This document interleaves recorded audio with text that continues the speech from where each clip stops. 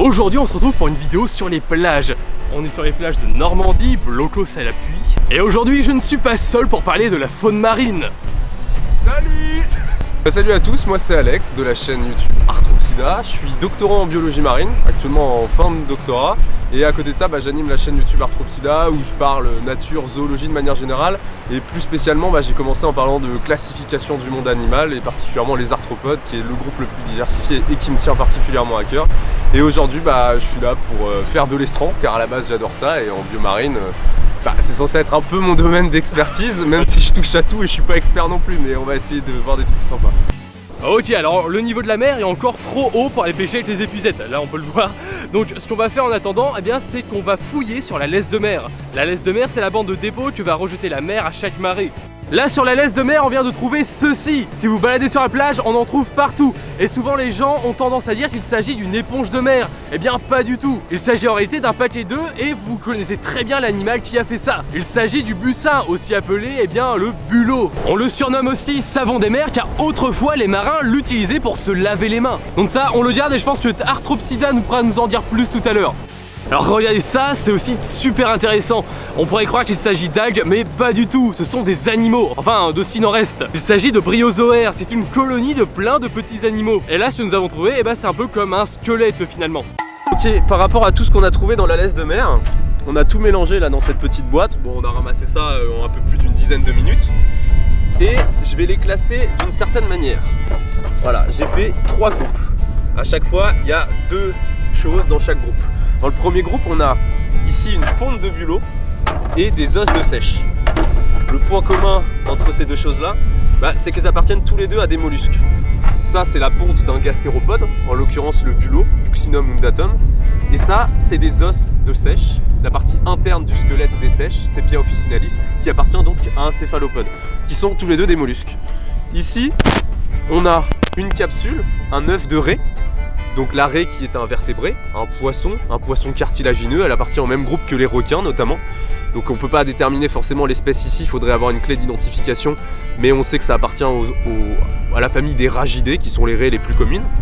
Et ici on a un os d'un oiseau, probablement un laridé, donc la famille qui englobe les mouettes, les goélands, etc. Bon, compliqué de déterminer l'espèce, ici il faudrait avoir le crâne. Ici il y a un petit staphylin qui se balade dans le bac. Et le dernier groupe qu'on a mis ici, on a 2 organismes différents. Et la particularité, c'est qu'au premier abord, si je montre ça à n'importe qui, il me dirait c'est pas des animaux quoi. Ça ressemble à une algue. Et ça, oui, effectivement, ça ressemble à une éponge, hein, ça fait penser à Bob l'éponge un petit peu avec les petits trous. Effectivement, c'est une éponge, mais sachez que les éponges sont des animaux, car c'est un embranchement, on appelle ça l'embranchement des spongiaires. Donc c'est des animaux sessiles, certes qui ne bougent pas, mais ils appartiennent bien au groupe des animaux. Et ici, on a quelque chose d'encore moins connu que les éponges, c'est ce qu'on appelle un bryozoaire. Donc les bryozoaires, ça forme un embranchement aussi, qui sont vraiment inféodés au milieu marin, on va les retrouver que dans la mer, pareil que les éponges. Et ces bryozoaires, alors c'est compliqué, mais on voit que sur les thalles des bryozoaires, on a plein de petits points, plein de petits carrés. Et c'est ce qu'on appelle des zooïdes. Et en fait, ces zooïdes, ils forment des colonies, et c'est ça qui va former l'animal en tant que tel. On va plus parler en fait de milliers d'animaux qui sont rassemblés dans une colonie et qui vont croître ensemble et vivre leur vie. Donc chaque zooïde, c'est un petit animal. Exactement. Et après, en fonction des groupes de bryozoaires, des fois il y a de la spécialisation avec des zooïdes qui vont être plus spécialisés dans d'autres choses. Il y a aussi un autre groupe d'organismes gélatineux proches des méduses qu'on appelle les siphonophores, qui eux aussi fonctionnent comme ça par spécialisation. Certains qui sont spécialisés dans capter de la nourriture et d'autres qui vont être plus spécialisés dans par exemple la flottaison ou la digestion. Petite découverte supplémentaire ultra cool, un œuf de roussette. La roussette, c'est un petit requin qu'on peut retrouver en bord de mer et qui est totalement inoffensif pour l'homme, comme finalement la quasi-totalité des requins. Donc là c'est ultra cool, on peut bien voir la différence. Là ici vous avez l'œuf de roussette, ici la capsule de raie, et là on voit bien que c'est bien plus entortillé. Et ça c'est normal, ça va lui permettre de tout simplement s'accrocher sur les rochers, sur le substrat ou à des plantes.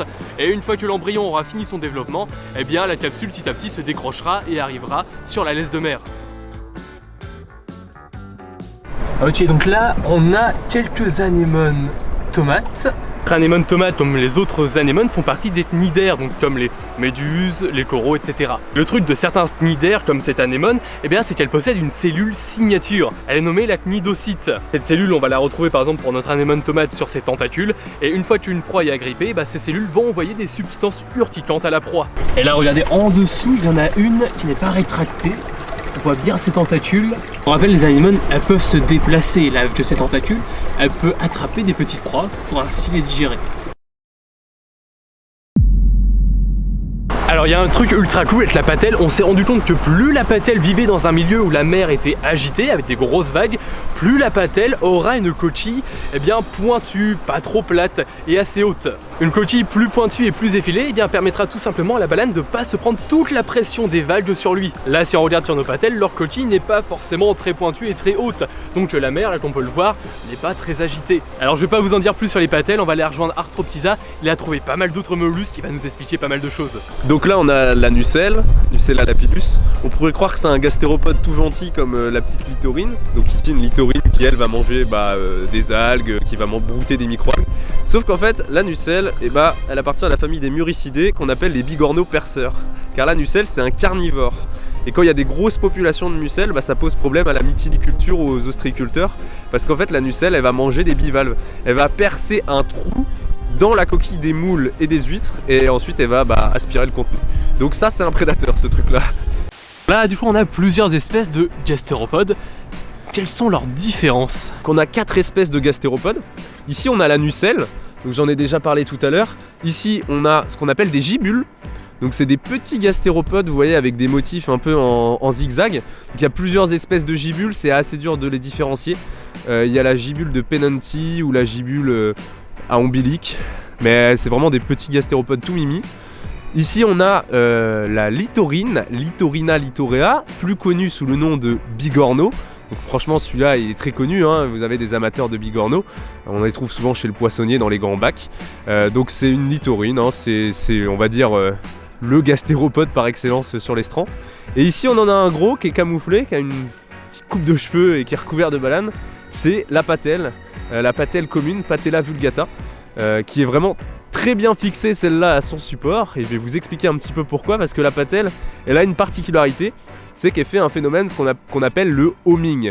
Homing, ça fait référence à maison. Tout simplement, à marée haute, quand la mer va être couverte, la patelle, elle va se déplacer, elle va aller en quête de nourriture. Donc, elle va se déplacer, elle va partir de l'endroit où elle était.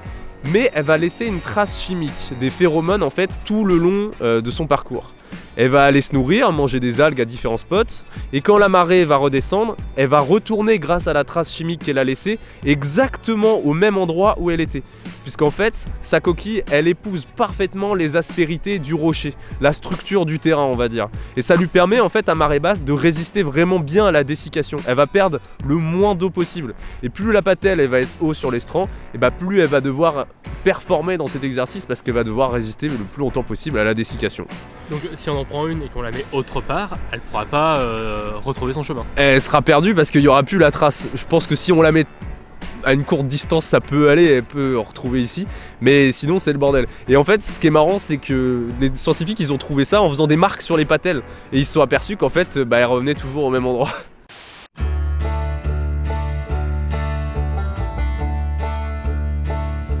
En soulevant un rocher, on vient de tomber sur un petit poisson bien sympa. Il s'agit du globi des sables, un des poissons les plus communs qu'on peut retrouver sur les estrans. Crabe Hemigrapsus mâle, la particularité c'est qu'il va avoir une pince toujours un peu plus grosse que l'autre. Là sous l'abdomen en forme un peu plus de triangle, et il a des vésicules à l'intérieur des pinces. Donc ça c'est caractéristique d'Hemigrapsus. Là on a une femelle, on voit super bien la différence entre les deux. Donc, la femelle elle a des pinces beaucoup plus petites, elle n'a pas les vésicules à l'intérieur, et surtout l'abdomen il a une forme vraiment en demi-cercle, franchement on peut pas se louper. Sur les tout petits crabes c'est compliqué de faire la différence, mais là on voit clairement la différence entre les deux. Donc ça c'est une espèce qu'on peut trouver facilement. Alors justement, Hemigrapsus sanguineus, le graps sanguin, c'est une espèce invasive. À la base c'est un crabe qui vient du Japon. Mer de Chine, mer jaune, tout ça. Et la première fois en France il a été observé dans les années 90-95, notamment au Havre. Et il a colonisé quasiment toutes les côtes. Donc on le retrouve partout en Normandie, sur les estrans rocheux. à tel point que sur certains endroits, bah justement, il va dominer l'espèce autochtone, à savoir le crabe vert, le crabe de chez nous. Et on voit clairement la différence entre les deux au niveau de la carapace. Le Hemigrapsus sanguineus, le graps sanguin, ah, il essaie de me pincer. Il va avoir une carapace beaucoup plus carrée, c'est caractéristique des grapsidés, alors qu'ici chez le crabe vert, bah, on a une carapace qui est beaucoup plus plus arrondie. Ouais, plus arrondie. Et entre les deux, il y a quand même pas mal aussi de différences. Le crabe vert, il a deux pinces qui sont vraiment de la même taille, alors que ici, vous voyez, on a un mâle pourtant. Le crabe vert, et je pense que ça se voit quand je les manipule, il est beaucoup plus docile que le crabe sanguin, plus sympathique, même si celui-là est particulièrement mou. Le crabe sanguin à gauche, donc ça c'est Hemigrapsus sanguineus et ça c'est Carcinus maenas. Alors là, regardez, on vient de trouver une ponte. À votre avis, de quel animal il peut bien s'agir? Il s'agit eh bien d'une ponte de calamar. Ouais, on s'attendrait pas forcément à ça. C'est vraiment gélatineux et si on regarde bien, eh bien on se rend compte que tout ceci, eh bien c'est juste un gros amas d'œufs. Et donc là, le poisson, ouais. Donc la motelle, c'est ça? La motelle a 5 barbillons qui s'appelle de son nom scientifique Ciliata mustela. Du coup, c'est un poisson que je retrouve assez commun sur les strands et qui est assez impressionnant parce qu'on a tendance à soulever un rocher et on voit souvent un gros truc avec sa nageoire bouger parce que ça a une forme assez longiforme, assez serpentine. Ça peut faire penser à une anguille des fois qu'on la voit rapidement. Et moi j'aime bien ce poisson, en plus il devient assez gros. Et là c'est une grosse femelle, elle est bien pleine, ça se voit parce qu'elle a le ventre ultra gonflé. Donc voilà. Et pour finir, qu'est-ce que c'est que ces petits tortillons de sable qu'on voit partout sur la plage? Eh bien il s'agit de turicules, c'est comme ça que ça s'appelle. Et concrètement, eh bien il s'agit de tcha-tcha. Ouais. Sous ce turicule se trouve une galerie en forme de U dans laquelle loge un ver, il se nomme l'arénicole. D'un côté de la galerie, le ver va créer un entonnoir afin de pouvoir absorber petit à petit les sédiments, ce qui lui permettra de récupérer les petits nutriments qui s'y trouvent. Et de l'autre côté, eh bien, ces sédiments vont ressortir sous forme de petits tortillons, concrètement les excréments du ver.